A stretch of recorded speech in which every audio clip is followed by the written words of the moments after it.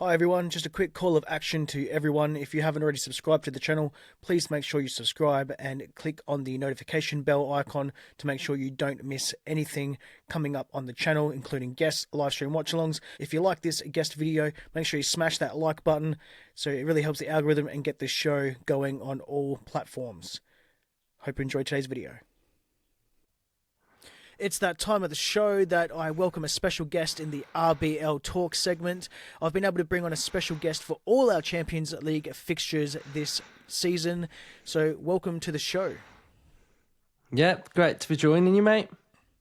Please introduce yourself to the listeners and also to the viewers of this episode, who you are and what you do. Yeah, so I'm Luke. I'm a content creator for Aston Villa. We do match previews, fan cams. We go in-depth tactically on the opposition. We just create a lot of content around Aston Villa. You can catch us on YouTube and we're on Spotify and iTunes as well, and TikTok and Instagram. So we're pretty much on absolutely everything. So do you do a podcast as well with that? Is that in audio format as well, or is it just strictly a YouTube channel? Yeah, so I think we're predominantly a YouTube channel. We do a lot of visuals, so we go in depth on tactics. We've got tactical pads. We've got, we go in depth with our debriefs. We've got a guy called Earl, so AVFC scout, and we really go into each performance. So you get a real good feeling of what's going on at Villa through seeing things visually, and then we upload it onto Spotify and iTunes as well, and then we sort of break little clips down and put them on TikTok and on Instagram as well. So yeah, we've got a lot of content that we do. So there's a nice variety as well. So it's not just sort of like just chatting all the time. There's different things that you can sort of learn from each episode as well. So how did you come about supporting Aston Villa? So, I mean, I'm 35, so I've been supporting them for a pretty long time. I think it's a family tradition, really. I remember as a little kid being at my nan's house, and my auntie and uncle would always come round, and they'd come round in the Villa shirts on a Saturday, and they'd have the little season ticket books. And me and my brother, we used to just be thinking, where are you going? What's Villa? And from then on, we just got the bug, and you got the feel of how important Villa was to our family, really. And then, you start getting all the kits, and as a kid, you live in the kit. You just wear the kit every single day, and it just grew from there. You start going to some games, and you just get that love for that club, isn't it? I think sometimes with things like music, you can like a band and then go off that band and never listen to them again. Whereas your football club, it's with you forever. So you get a real bond, and you've just got that love for the team that you support. So from a young age of family, really. Absolutely. I've been following RBL Leipzig myself for so long now, literally almost since the club's foundation. Basically at the far end of 2009, I found out about RBL Leipzig, and my family also from down in Saxony and Leipzig as well, and others are actually from Holstein Kiel as well. So people say, oh, why did you not support Holstein Kiel as a traditional club, as they say? Won't go into detail with that, but majority of my family are from Leipzig, so there you go from my perspective. And you've always been a supporter of Villa. You didn't think about any other team or anything like that before you really caught that bug? Yeah, not really. It's just ingrained. It's ingrained in your DNA, really. My whole family, my mum, my brother, they all support Villa as well. So, yeah, when you start going, and when I started following Villa, I was probably like 7 or 8, and that was in sort of like 98 when we just won the League Cup, and we haven't won a trophy since. So, I've supported them for a long time without seeing any real success up until last season, really, when we got into the Champions League. So, yeah, it's a great club, and it's a club that you just really want to do really well. So who's your current manager and your style of play? I do believe it's Unai Emery. I probably said that wrong. I do butcher a lot of names, unfortunately.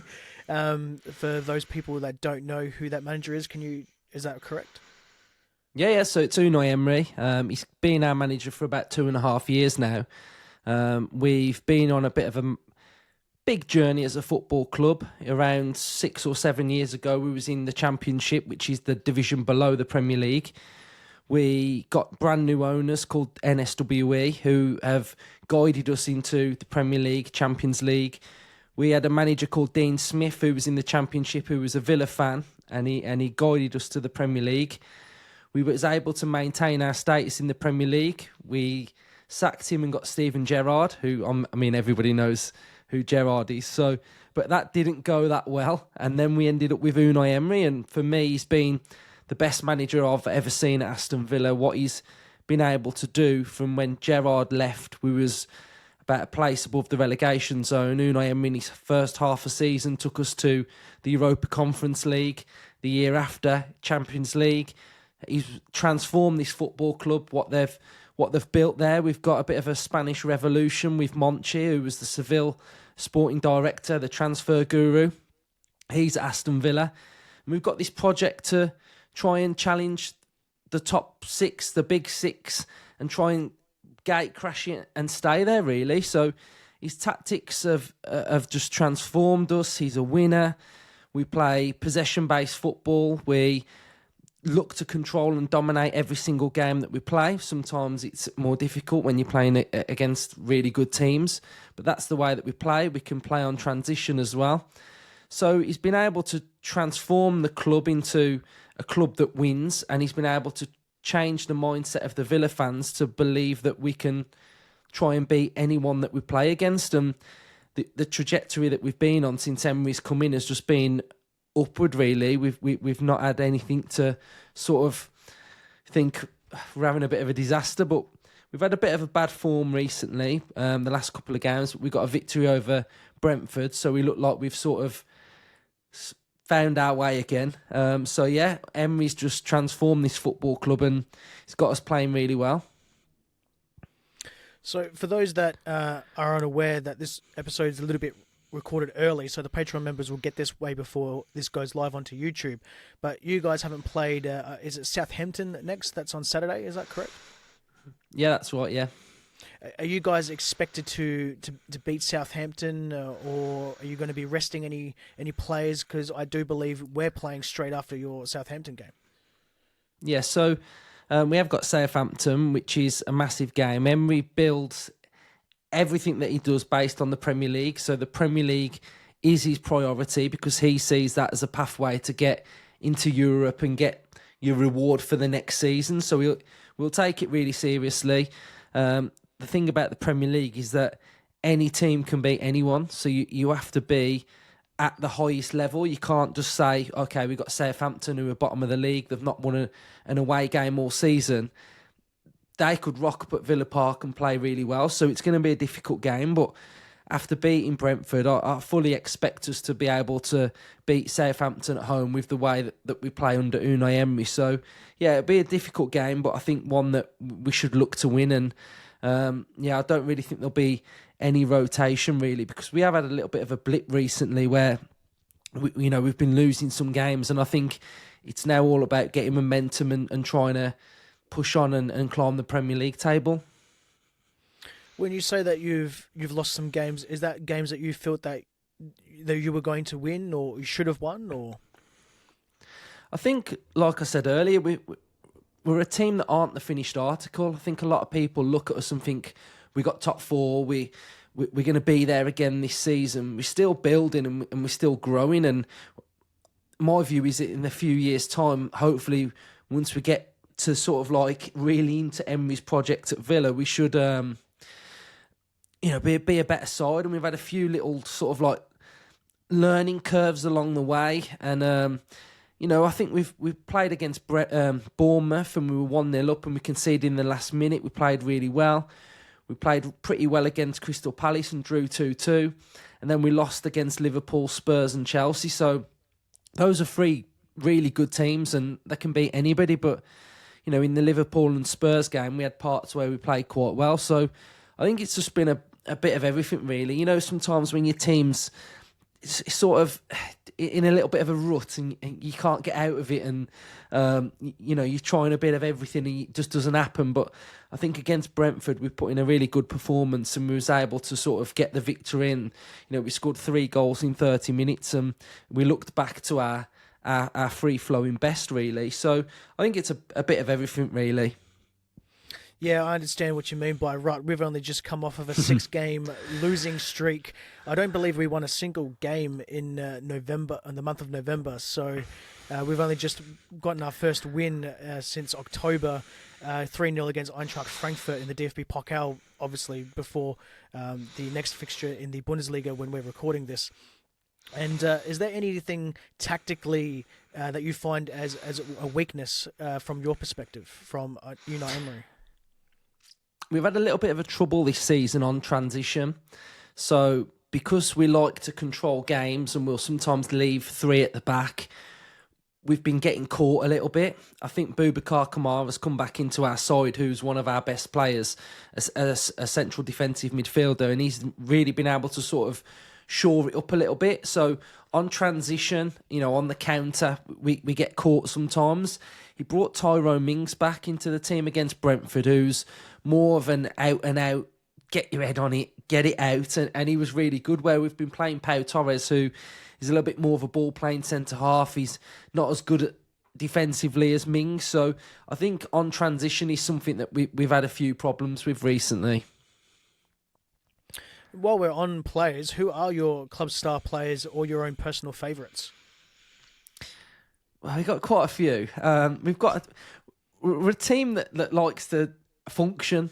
So for it to function, you've got to have key players. So, we've got Emi Martinez, who's Villa fans think he's the best goalkeeper in the world. He's won the Yashin Trophy, which is the Ballon d'Or equivalent, 2 times in a row. So we'll say that he's a really good player. We've got Pau Torres, ball-playing centre-half. Boubacar Kamara's really good. We've got Yuri Tielemans, who plays well. One of our best players is Morgan Rogers. He's a young lad, and his ability on the ball to drive forward, to be able to dribble, to be able to beat his man. He's a fantastic player. Ollie Watkins, who's closing in on being Aston Villa's Premier League record goal scorer. Really good, pacey, presses really well. And we've got Leon Bailey as well, who's in a little bit of iffy form, but he's doing quite well. So we've got a good amount of players. Ezri Konsa is really underrated. Luca Dean playing really well this season, probably our best player this season, performing. What we like to see from our left back is our left back acts as a winger. So what you'll find is that Luca Dean is a left back that acts as a winger, and then our right back will tuck inside a little bit and he'll make like a 3 at the back. So that's how we play, and he's been doing really well. And he's been rewarded with being back in the French squad. And on his last game for France, he got a goal and 2 assists. So he played really well for France as well. So those are our players. Off the bench, you've got to watch out for Duran, who just causes chaos. I don't know whether you saw his goal against Bayern Munich. But he's been coming off the bench and scoring really good goals. So yeah, those are our key players. You guys do seem to have a lot more depth, a lot more better depth than an RBL perspective, that's for sure, as we seem to be struggling at the moment with our depth. I do a thing on this podcast called Player Watch. It's not always the most top player or anything like that. It's a player that I feel that should be highlighted before this game. And for me, it was Morgan Rogers. What can you tell me a little bit about that young lad? Yeah, so Morgan Rogers in January this year was playing in the Championship for Middlesbrough. So that's the division below the Premier League, anyone that's listening that doesn't know. So during the space of this year, he's played in the Premier League, got a call up for England, and he's now playing in the Champions League. So his journey this year has been, amazing, really, to go from Championship football to England and Champions League and scoring Premier League goals and probably being one of the first names on our team sheet. He's playing that well. He's a player that can sort of, after the Brentford game, I sort of used this sort of like analogy of when you was at school, there was always that one kid that was just really good at football, better than everybody else, that just wanted the ball and wouldn't give the ball to anyone else because he was that good. He was like that against Brentford, and when he plays well, he really gets the team playing well, and what he's really good at is finding space on transition, driving forward.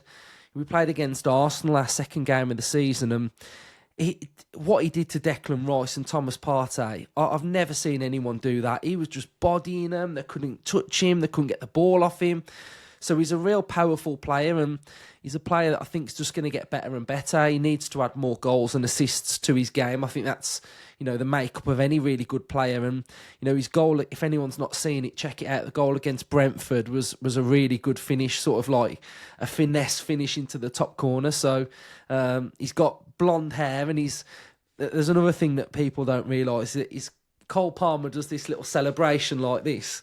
And Cole Palmer stole that celebration off Morgan Rogers, and everybody thinks it's Cole Palmer's, but it's actually Morgan Rogers' celebration. So, because they are friends, because they used to play with each other at Man City. So, yeah, he's just a real likeable guy. He used to play for West Brom, which is a team that is close to us in the Midlands, and then he went to Manchester City and went to Middlesbrough, and yeah, he's now at Villa, thriving under Unai Emery. You said that he needs to add more goals and assists. How do you think that he can further develop and evolve as a player? I think he just needs to... I always think very good players, when they get into attacking positions, time slows down. Some players, when they get in an opportunity, it feels like time speeds up. And I just think he needs to just sort of take his time a little bit more and get the right contact and just get set and just like breathe a little bit more. I think that's what I think. I think sometimes he gets into a position and he can be a little bit erratic, and he might sort of like scuff it, or he won't be a clean finish. And I just think he needs to just clean that up a little bit. His weight of pass is actually coming on a little bit as well. He played a really nice pass the other night, so I think it's just that. It's just development. It's just confidence and just belief, really. He's a player that he really backs himself, and he wants to sort of go to the highest level he possibly can. And I think when you've got that attitude and that belief, you can achieve anything. What's your most memorable moment you've had as a supporter of Aston Villa? I would say last year was the most memorable. So, last time Aston Villa won a trophy was 1996, which is a long time ago. And we've not been at the pinnacle of European football since 1983. And for Unai Emery to qualify us for the Champions League in a highly competitive league like the Premier League was just absolutely amazing. And to see us competing in the Champions League this season has been an absolute dream. I've never listened to the Champions League anthem, but when I'm at the games now and I hear it, it's the best thing in the world. We've had 3 home games now, and every single time it gets better and better. You still get that same sense of this is a memorable occasion that I'm at, really. So I'd say getting into the Champions League with Unai Emery. Now, this is something I always love asking every single guest that comes on the show. How do you feel about us, as in the club? And be honest. If you need to swear or anything like that, if you really dislike us, you're more than welcome to. See, I'm not really clued up. I understand that you're not really liked that much, I think, in the Bundesliga from fans. That's all I really know, really. I don't know why, but I'm hopefully going to get that when you come on my show. That's a question that I'm going to ask you, actually. But I actually quite like the feel and vibe of it. I like your crest. You feel like a really cool club to support. And I think if I run through your team at the minute, Sesko, Xavi Simons, those are really good young players that really excite me when I'm watching them. So I think from that sense as well, it's really good to watch those type of players. So I actually quite think you're quite cool, to be fair. And, yeah, that's basically it. You're not just saying that because you're on my podcast, right? No, definitely not, mate. Definitely not.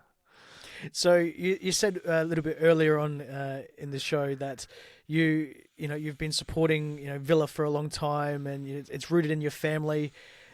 I'm going to assume that you have attended games then. That's for certain. Yeah, so I'm a season ticket holder at Villa, and have been for quite a while now, and I absolutely love it. I love the match days. I love going. We go with family as well, so we sort of make a bit of a day of it, and I do my content like full time now as well. So when I go, I like kind of work when I do the fan cams as well. So it kind of becomes your job, but you sort of the love for watching your team as well. And while we're doing quite well, it just makes it even easier, really. So it's a great team that we support. Really traditional. We were the founders of the Football League as well. So we was one of the founding members of league football. So I think a lot of people have got a lot of things to thank Villa for, really. But we're a really good club, and I absolutely love it.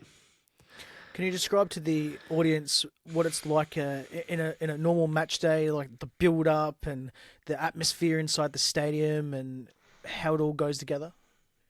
Yeah, it's a really traditional stadium. It's one where if you heard anyone sort of like Gary Neville talk or any pundit, they'll be like, Villa Park is one of the best stadiums in the country. We're not a bowl. We're not a newly furnished. We are a traditional ground. There's a lot of brickwork on the Holt End, which is our most iconic stand.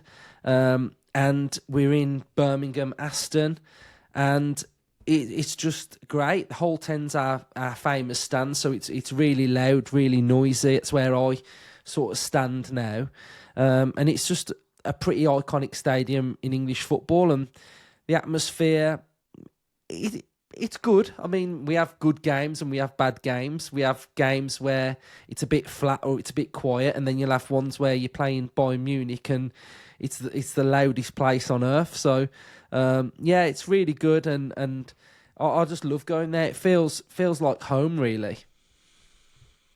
The stadium always feels like home. Unfortunately for myself, I've never been able to set foot in the Red Bull Arena, but I've still got family all the way over there in Germany, so it's almost a second home. I feel like, my country may be Australia, but my heart belongs all the way over there into Germany. Going into the upcoming fixture with our preview, what do you want to see from your team's side of view, and what do you expect from us coming into the match? I think it's going to be... Now, we played each other in pre-season, if you remember, and it was a bit chaotic, correct, wasn't it? Mm. We had Diego Carlos sent off for, I think it was a Pender that they were having a bit of a scuffle, and so we have got a bit of history in that, and we've played in pre-seasons before. I think it's a tough one, really. I mean, we're sitting pretty tidy in the group now. We've got 3 wins and a draw, so we've got 10 points. I personally feel like for Villa to get top 8 in the Champions League, we need 2 wins out of those 3. Our last away game, we had a bit of a disaster. I don't know if anyone saw it. Martinez passed to Tyrone Mings and he picked it up, and we gave away a penalty and we lost 1-0 to Bruges. So I think we'll go there to try and keep it tight. I think we'll want to grow into the game. I'm not really sure what to expect from you guys, really, because you haven't got a point in the Champions League, have you? So, no. So, I mean, with 3 games to go, you are going to have to sort of probably win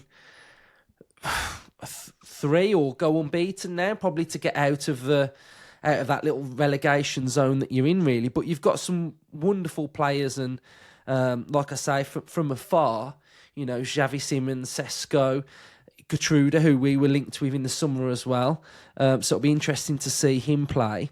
I'm not really sure what's going to happen with you. I think you guys are probably a little bit of a dangerous opposition for us, really, because where's your feeling with the Champions League then? Because if you haven't got a point, how are your fans sort of approaching it? Well, look, we're pretty disappointed at how the results are, especially that we probably should have taken a couple of points in a few games. For instance, the Juventus game, and we were in the Liverpool game for a fair bit until they sort of dominated, got their way. But just having a look here at the table that I've got currently, you guys are sitting in the 9th position, just outside the automatic qualification into the round of 16 knockout phase, sitting on 10 points, I believe it is, here, while we're all the way down to 34th without a single point. And that being said, you only need, from what is having a look here, around about 7 points probably to get through, depending on other results. Now, that's probably the very, very low end of it, as surprisingly just sneaking in ends 24th spot. So they're going to have to play a playoff round, not automatically straight into the round of 16, is Real Madrid. So one of the best European teams of all time in the Champions League. In fact, the record-holding team. So anything can happen really in this fixture. But I'm thinking that we're going to throw caution to the wind. Obviously, being at home, we're going to go all out for it. It's not to say Aston Villa is going to be a pushover or anything like that. This is still going to be definitely a hard game. But when we look at our last fixtures, we have Aston Villa, we have Sporting, who are also still being quite good in the Champions League, and then we're going to finish it off with Sturm Graz, the Turkish side. Having a look at that, it's going to at least be 3 points, you would say, against Sturm Graz and Turkey. So now we need at least, say, 3 or 4 points in the next two fixtures. So I think we're going to just take everything out, and I'm hoping, obviously, if we do win it, it's going to be an entertaining game. But I could really see a draw being possible happening, or you guys winning. It really depends on our fixture on Saturday afternoon, how we take it against Holstein Kiel. Because we've been up and down, we've been better in the Champions League, we could surprise ourselves, I guess you could say, and get the points. But it's Champions League football, man. Anything can happen. Yeah, it is going to be difficult, I think. It'll be a tough game. But yeah, I just if we get a point, I think a point would be a great result for us away. I think that would be great. We've got Monaco away next as well in sort of like January. So we've got sort of 2 away games now. So I think we need to sort of come out of those without losing, I think. Do you know how many Aston Villa fans are going to make the trip over to Germany? I think there's quite a lot going, even, without, I think there's the allocated tickets, and then I think a lot of Villa fans like to sort of travel out there anyway and just enjoy it. So I think there'll be, a good few thousand that are going to go over. For those that are unaware, Aston Villa and RB Leipzig haven't played a actual professional competition with each other, as you touched on. We have played in the club friendlies. And that being said, a little fun fact here is that we've both played in August, both times. One back in 2019 and the other one at the start of this year. So the teams themselves, in a sense, could really not have any clue how their game styles are, because friendlies are basically, you mess around with tactics, you throw in personnel, see what they can do, mainly for fitness as well, as you'd know. Like, it's really going to be an entertaining game. And I honestly think that you've got a few players that are going to cause us issues. As mentioned before, Morgan Rogers, but Ollie Watkins and Duran as well. Like, I think, if I remember correctly, they're all your top goal scorers or close to it in your games as well. So, look, scoring goals I don't think is going to be an issue for Aston Villa. Hopefully.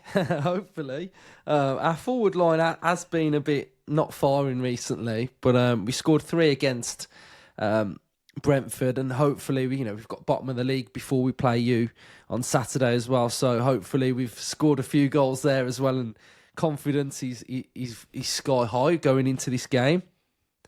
From a Aston Villa perspective, what is your most fearful player, I guess, or the most players you need to be wary of? Like, what players from RB Leipzig are you most worried about? I'd say Xavi Simons, I think.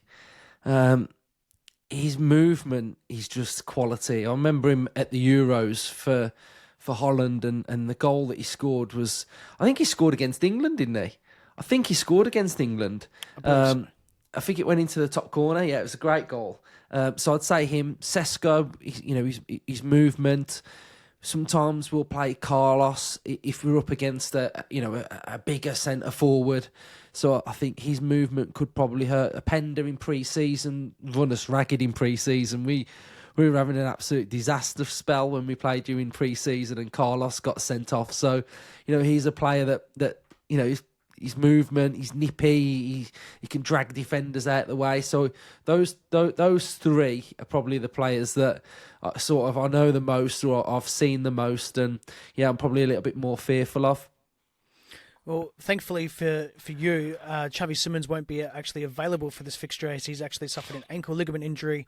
He's working his way back, but he definitely won't be playing in this fixture. So if he does, it'll be very few minutes, and I'll be very surprised. The consensus is basically towards the back end of December, not coming out next week. So what are you most afraid of from an from an Aston Villa perspective of RB Leipzig? What are you most afraid of what we can do? Is it our counter-attacking play? Is it our transitional play? What's your most... Yeah, it's probably transitional play. That's where we've been sort of getting caught. I think... a tough away game in an atmosphere that's getting on top of you a little bit. So I just hope we can just go there and play our style, and our identity can come through. Really, we played Juventus in our last Champions League game, and that was another big one. And it was 0-0, really really tight, and we should have won it at the end. There was a foul on the keeper that was so minimal, that was ridiculous, that Rodgers ended up scoring off. So I just kind of want to see us perform well away from home in the Champions League. Last year in the Conference League, we were quite poor in Europe away from home, even though we got to the semi-final. And so far we've played away at Young Boys and we won. We've played at Bruges and we lost there. So, this is a big sort of test for us, really, and hopefully we can, perform away from home in the Champions League. What's your score predictions for this match? I hate doing these because you come across quite arrogant when you predict your own team to win, I think. No one would blame you, mate. Close, I think. Close. I'll nick Villa a 2-1 win. 2-1, yeah, I'd take that. If we were going to lose, that's a respectable scoreline, or something 3-2. That doesn't seem too bad. I mean, I can't really go the early crow, but I'm actually going to go for a 2-2 draw here, and basically to be a very entertaining fixture under lights in Leipzig for that game. Nice. Just going to finish up here. Please tell the listeners where they can find you and anything you'd like to plug. Yeah, so we're on YouTube. You type in UTV fan channel, check us out, and I think you'll enjoy the content. We've got an episode with Justin coming out, and then we will have done a match preview as well for this game, where I'll go in depth on your tactics a little bit, so you can all let me know whether I've got it right or wrong. So that'll be interesting. Looking forward to it. I'll make sure to link all your work that you have in the show notes. What is the show tradition question coming up? It's, what's one question you wish I'd have asked you, and how would you have answered? I think you should have spoke about us winning the European Cup in '82. I think that's a pretty big accomplishment that Villa have done. We're one of only few teams in English football to do it. We did it in 1982, so it's our biggest achievement. So that's what you should have asked. Did you want to go into that while we've still got time? We beat Bayern Munich 1-0 in the final, and we were massive underdogs to do so.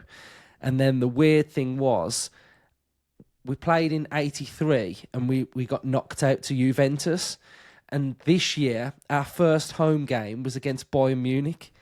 So it just feels really weird that we beat Bayern Munich in the final, and then our first game back after so many years was against Bayern Munich. So, and another little fun fact then. So we've played Bayern Munich twice in our history, and we've never lost.